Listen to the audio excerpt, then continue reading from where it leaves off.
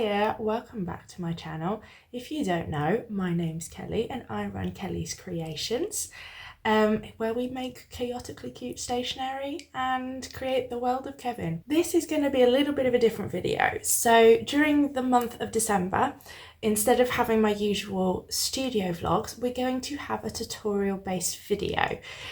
There's a lot going on in my life right now and I can't film any of it at the moment, but basically I thought it'd be a nice way to keep having some videos up for you guys and still teaching you a few things. I've had a couple of people request a few tutorials and things like that, so I thought this would be a great time to get started with that. This is the first tutorial vlog. We are going to start with Canva. This video is going to be the basics of Canva and is going to be talking about where all of the tools are, kind of what you can use, all of the options, the sizing, all that kind of stuff. We're going to go back to basics, right back at the beginning, as if you'd never used Canva before, because some of you might not have used Canva before. I also am using the free version of Canva. Everything that you will see me do, you will be able to do yourself by creating a free account with Canva. I use Canva for many things.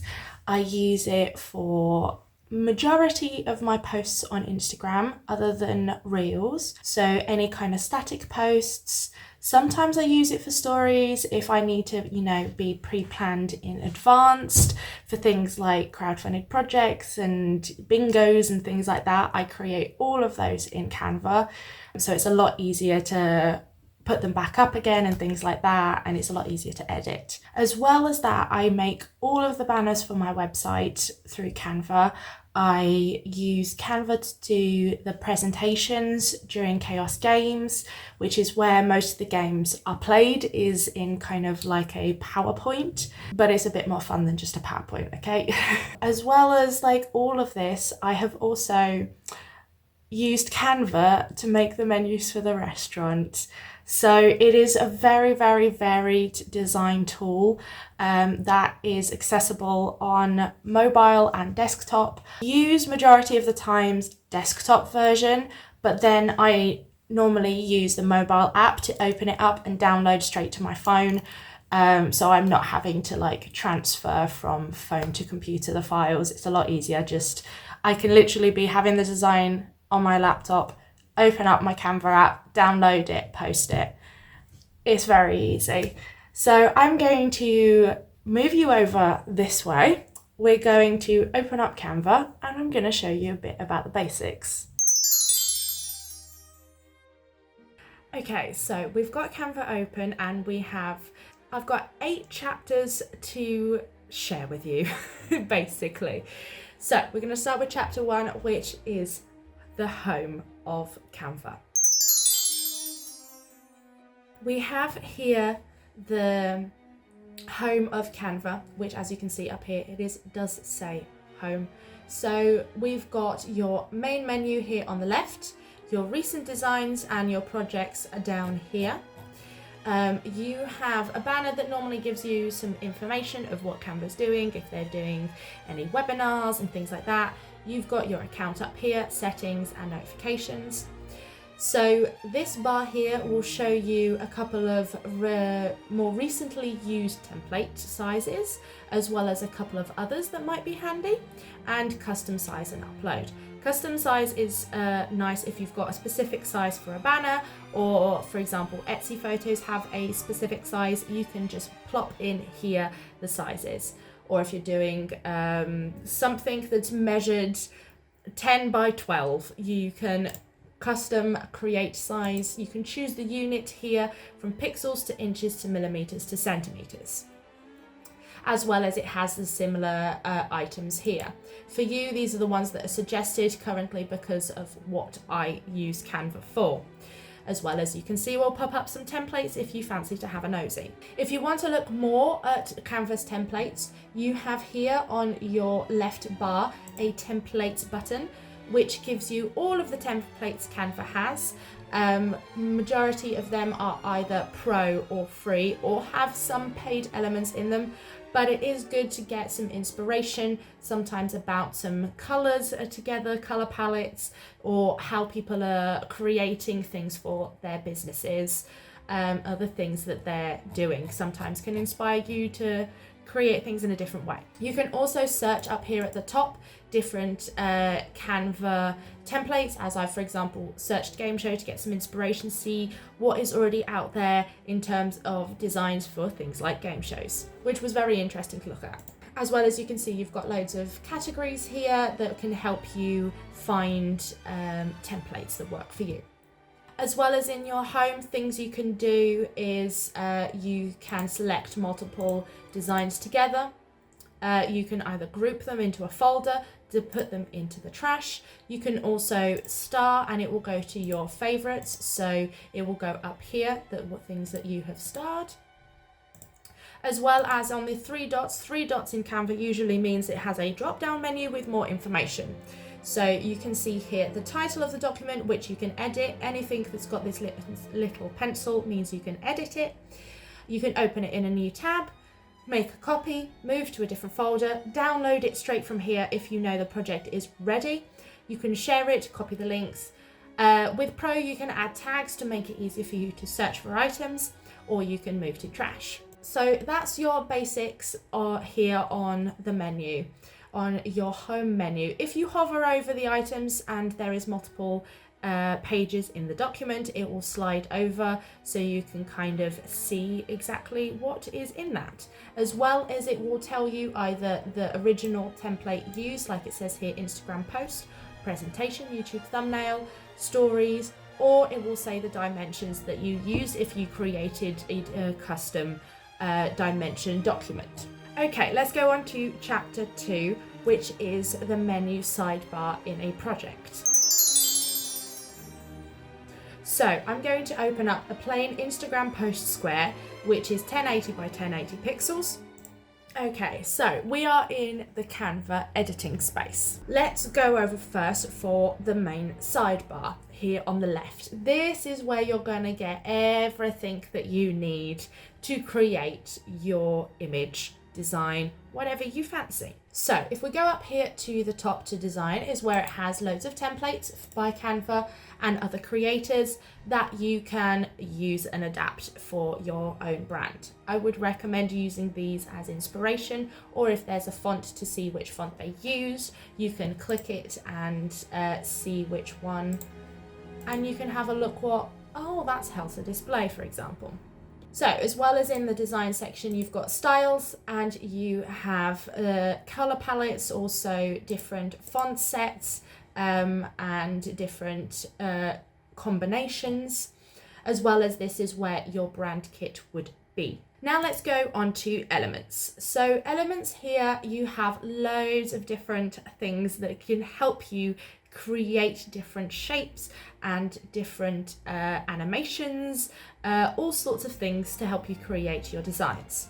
So you have a little section that has all your recently used, which you can see all, and then see the last I think it's like 30 that you recently used. You have your basic shapes, which if we press see all, you've got a load of different lines here, which can be editable. You've also got your shapes, which I will get into in a minute. As well as shapes, you have graphics, which are really interesting. You can search different graphics, like for example, lavender. You can see quite a lot of these are pro, but you can get loads of different like clip art, as well as some of them, for example, if we go YouTube, for example, this can be adjusted by color.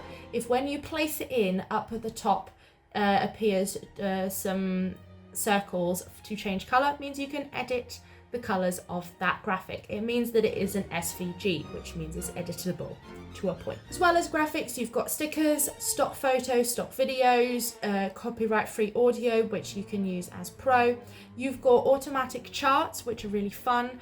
If you have a lot of data you want to have in a graph, you can edit all of the things here, very similar to kind of Excel and creating graphs that way. You can also create polls and quizzes here. There are incredible templates that make it nice and easy for you to change the questions and vote for it, which means that what you could do is create this, send it to someone, and they can vote if you put it as a view only. You also have some basic tables which are lovely and easy to edit. It's just kind of drag, drop and adjust. So you can adjust all of the little lines here.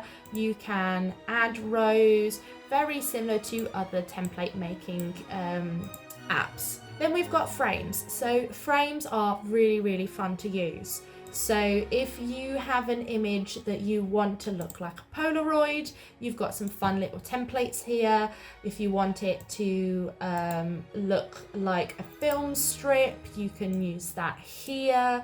You've also got devices, which is really, really handy if you want to share something that is a digital format. So for example, if you want to share a new vlog, you can use this little computer and the phone and like screenshot what it looks like and plop that in here, which is really fun. You can also have like ripped paper. You've got ones with flowers, you've got blobs, you've got letters. You've also just got the basic shapes, which are very handy to use. I use a lot is just the simple circle one, or sometimes the scalloped edge. You've also got like thinking bubbles, all sorts of things that you can then drag from uploads, which is where you can add all of your elements. You can drag and drop into these frames, like so. Nice and easy. You can also, if you triple click, it will come up the editing for the crop of that image, and you can also edit colors and things like that. These menus that pop up here will be giving you any kind of information that is editable of the object that is selected. As well as frames, you've got things like mock-ups, which is really fun if you're wanting to test apparel and things like that, what they look like, or on big stands or computers. There's loads of different mock-ups here that you can have some fun with. Now onto text here. On the left-hand bar, we have, this is where your brand kit would be. You also have the basic default text styles, as well as a load of examples and combinations that are fun to edit. Some of them are pro, some of them are free. You can then change the text and change the fonts, change the sizes, change the colors, adapt and customize these to affinity and beyond. You can also just add a text box here and start writing. Then you can go up to your menu and edit those. I will explain that in the next chapter. In your brand section, this is mainly for pro users that you can change and have all of your branding saved here to make it nice and easy for you to use. In your uploads button, which I have kind of briefly mentioned, this is where you upload all of your files that you want to use. So this can be pictures, this can be PNGs, it can be all sorts of stuff. The photos, this is where I put all my original photos from product photo taking, and then I drag them and drop them. Basic way to add an image, you can either click and it will add to the center of the canvas. You can drag and drop. You can also drag, and if you hover over the edge, it will expand to the size of the canvas. Other things you have in your upload menu, you've got select tools where you can select multiple of them, add them into folders, delete, as well as you have options to see the name, which you can adjust the name here of that file within your Canva saved. You can move folders, download, select items, all sorts of things. You can also just press the button up here to upload, or you can search in here. If I put logo, you can search anything that is under the name logo that is saved in your Canva. As well as you can press the three dots and upload from places like Google Drive, Dropbox and Instagram. Now we're just going to run through quickly these last little things here because they're quite simple. Draw, you've got a drawing button, so if you fancy doing some artwork, you are more than welcome to do so. You have arrows. So you can select the items you've already drawn and move them about. Rubber, usual kind of stuff. Projects, this is where it has all of your current projects that you've got going on, or your folders, to have it easy access for you if you need to grab something while you're editing something else.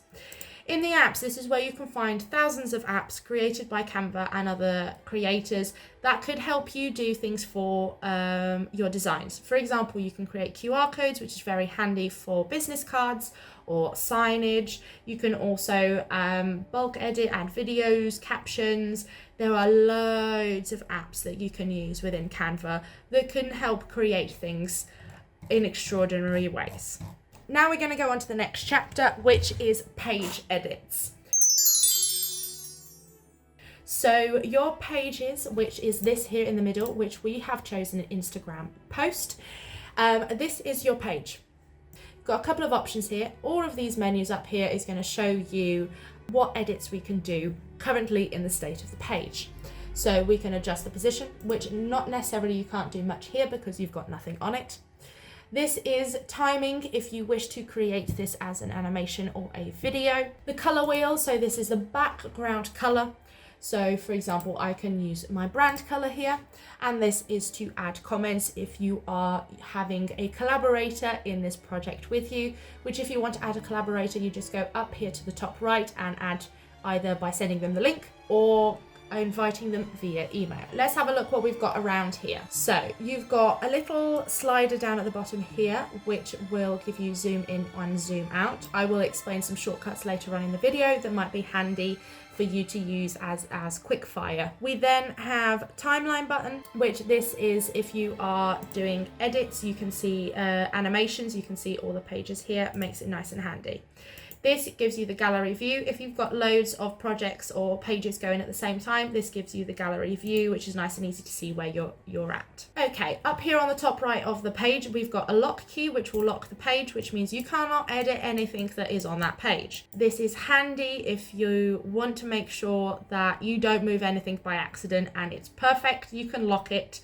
So if you're copying and pasting things back and forth, nothing will move. To unlock, you just press the padlock again. Next, we have this one here, which is duplicate page, which will do exactly that. It will duplicate your page after the first one. Then you've got delete, which that means you will delete this page. You've also got add a page, which will add a page blank with the original background color. So the difference between duplicate and add page is, for example, let's add a square. Now, if I add a page, it's going to add a blank page. But if I duplicate the page, it will duplicate also the elements that are on that page, which can be handy. What I usually do is, for example, I sometimes duplicate to then just change a few bits and bobs in it. So change the title, change the image, but it's already still in place. Okay, you've also got add a page down here, which makes it a little bit easier for you to add a few in the row. What you can also do is label your pages to make it easier if you are working with anyone else. This is nice and easy for you to say, okay, this is going to be the website banner to do with YouTube. This is going to be the website banner to do with Patreon, to do with Instagram. All sorts of kind of stuff. This is just so you can label it and make it all more organized, whether you fancy it or not. I rarely name anything. Normally then when I export, everything's just numbered 1, 2, 3, 4, 5, 6, 7, 8. You also have these arrows here, which will move the pages up and down and rearrange the order, which is that order will be what it will export as. You also have this little eye button, which is to hide the page. If you hide the page, you will still be able to visualize it here. You won't be able to edit it, but when you export it, it will not be exported. And it will come up here, page hidden, so you can easily see, and you just press the eye again to make it visible. Okay, now on to the next chapter, which is photo edit. So I'm just going to plop in here a little image of me. Why not? Let's use my big face. And what we're going to do is we're going to edit this photo together. So I'm going to show you a few of the things that you can do. So up on your little bar here, you also have these lines here, which is borders. So if you want to add a border and make it nice and thick, you can do that. You can also change the color of the outline like that. And that is to the photo, not to the canvas, as you can see. You can also round the corners, which is sometimes very handy. As you can see, it's editing just the photo that is selected, not the canvas. As well as you can crop it and adjust where that is. But also you can click 3 times and it will come up the crop options. You can flip, which you can flip horizontally. You can flip vertically. You've got transparency, which is your opacity, which is always fun. You can animate. So this is if you're doing a presentation or a video, you can do it so it fades in, it blurs in, comes up, breathes. There's new ones which it sketches in. This is handy for reels and things if you want to just do a little bit of a product reveal. That's always interesting. Then you have position. So position, you've got 2 options. You've got arrange and layers. Layers will give you kind of like Photoshop and Procreate. It's got your layers, so it's easy, drag and drop. You just adjust if you've got different images. Let's add another one there.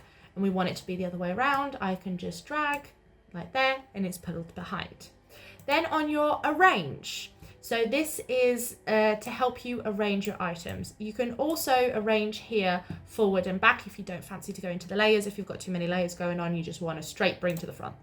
There we go. You've got a button there, as well as if you right click the image, you also have your layers here to bring to front and your alignment as well, which is the same options that are here, just in small quick form. When you have one item selected, it will say here align to page.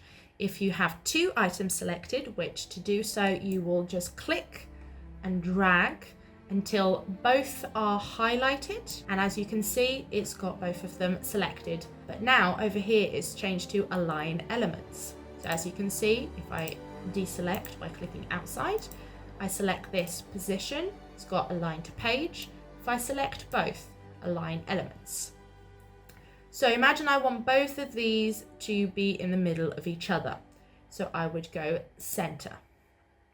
Now that has aligned them to the middle, but hasn't aligned them to the middle of the page. So if I were to do that, I could easily align this one, position to the center. Let's move her over this way and this over that way. So I can click here, go to the center, click here, go to the center. But for example, I want them centered together here. I select center, it will center them both together there. It will do the average between each 2 and do the center. As well as we can align to the middle, we can align to the top, left, right and bottom. This is nice when you've got loads of elements you want to be in a straight line. Okay, back to our edit. So this button here allows us to edit the image that is selected. So we've got multiple options here. We can do adjust, which this is where you can adjust all of the filters and hue, saturation, all the kind of basic photo edits, kind of like you have in Photoshop and Lightroom. So you can adjust the temperature, you can adjust the brightness, contrast, the blacks, the vibrancy, the texture. You can have some fun editing, and if you want, you can just press reset adjustments, you'll go back to the beginning. You also can do just the foreground, which sometimes this works. So it kind of uses like a select tool to just adjust the image in the front. Or you can choose the background if you want to just darken that background. You can also use auto adjust that will automatically adjust the colors, not always correctly. So I always edit myself. Back in the edit panel, we have a lot of other things, as you can see in your Magic Studio, which means all of the magic you can get with being pro. You've got background removers, you've got erasers, magic grabs, like there's a lot of handy things if you are a pro member to edit your photos. You also have a load of filters already predefined here, which gives me old school Instagram vibes back in the day when everyone posted something with a sepia filter.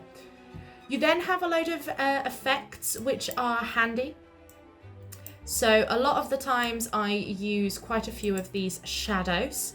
So you can do outlines, which is handy if you've got PNG. It will do the outline of the image. You can also do lifts, angles, drop downs, glows. You can adjust the colors, backdrop. It just adds a load, you've got a load of shadow options for your image. You also have duotone, which is sometimes handy when you want to adjust the colors of something. This is also handy if you have an element that you can't adjust the color for. Okay, for example, with this graphic here, I can't adjust the colors, as you can see up here. But if we go to edit, we go to duotone, we can adjust the colors here, which is sometimes very handy. As well as we have blurs, autofocuses, face touch-ups. You can also have a lot of your apps in here as well. So that's basics to photo editing in Canva. Next, let's go on to text. So in our text menu, we're just going to add a heading, and we are going to write my business name. As we click on this, we've got many options up here at the top, as well as these here. This is very similar to your page ones here. You can see they're the same icons, but it is just to this element. So you've got more options here, align to page, you can lock it, you can duplicate it. These are just quick fire deletes, duplicates, locks, comments, as well as magic write. That is using AI to change the text to something else. Up here at the top bar that we have our fonts. So in the font section, you can choose loads of Canva's fonts and have a little look through there. They also have some categories up here at the top if there's something specific you're looking for. For example, I want a brush stroke. I can find easily in this section here. You also have here text styles. This is if you have a brand kit, everything will be saved here, the fonts and sizes that you use for your heading, subheading and body. You can also search in here something specific. Okay, then we've got right here the sizing, which you can either type in or have a scroll down menu or just up and down. As well as if you resize using the dots, it will change the font size here. This here is your text color. So you can either use a brand color, you can use the solid colors by default down here. You can adjust the color to what you wish. You can also put in a hex code, which I typed that wrong. There we go, which is my brand color, which you can't see, but if we delete the background. If your text allows, you will be able to put it bold, italic or underlined. As well as with a line through.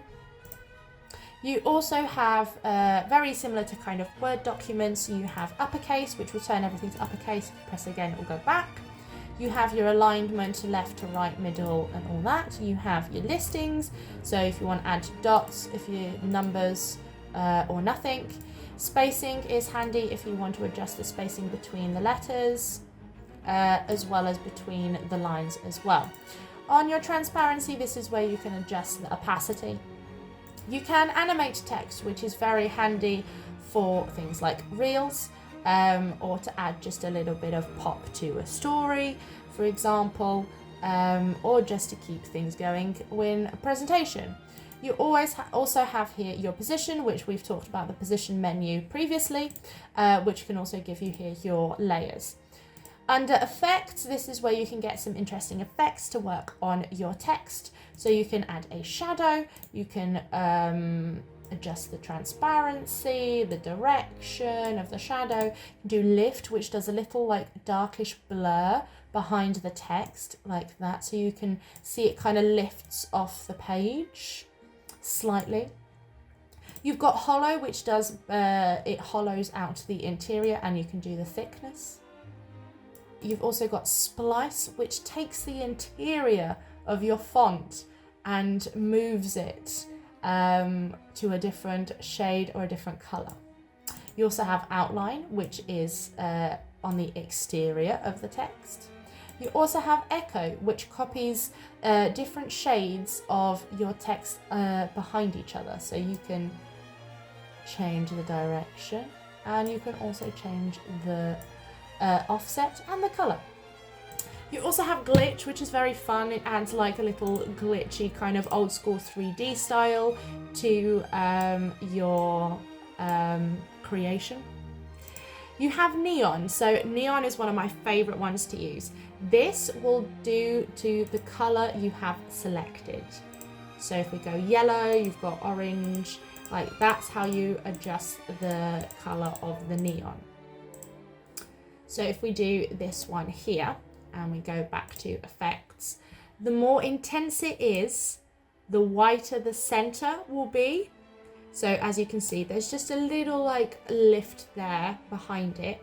If you go more intense, it goes whiter and whiter, and then it will go completely white if it is 100% intensity, and the color that you have chosen for your text will be the shadow behind. As well as that, you've got background, which adds a simple background to your text. You can choose the color, you can adjust the roundness of the corners, you can adjust the spread, and the transparency.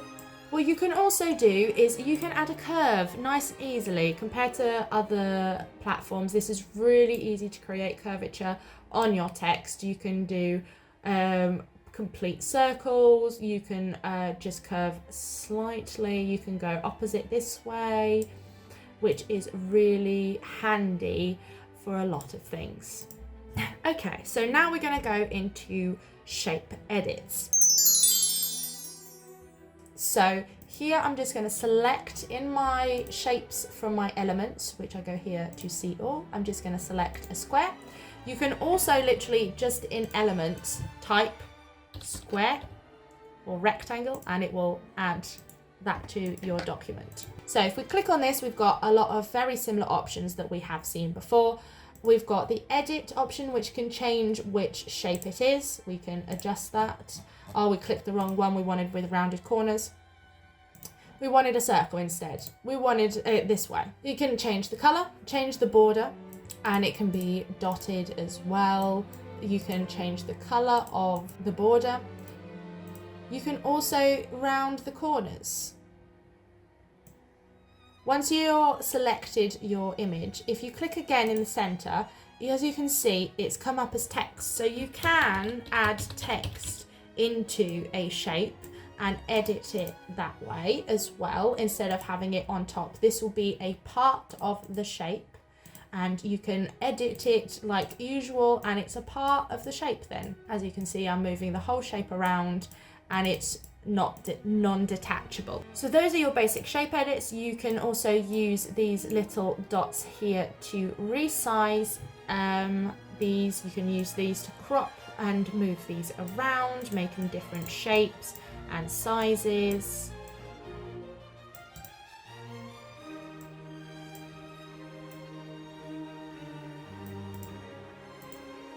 Okay, now we're going to go on to shortcuts.